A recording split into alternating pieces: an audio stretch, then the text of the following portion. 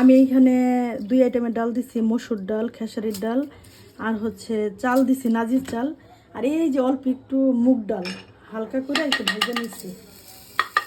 এটা দিয়ে আমি পাতলা খিচুড়ি করবো, এই বোম্বাই মরিচ দিয়ে পাতলা খিচুড়ি। আর এইখানে হচ্ছে গরুর গোশ, এটা হয়ে গেছে।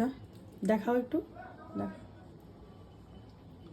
কেমন হয়েছে গরুর গোশ।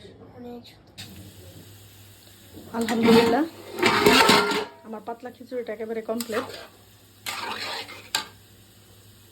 এখন আমি বাগার দিয়ে দিব।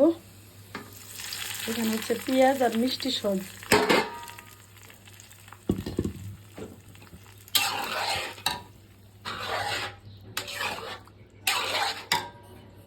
এখন দিয়ে দিব হচ্ছে বোম্বাই মরিচ।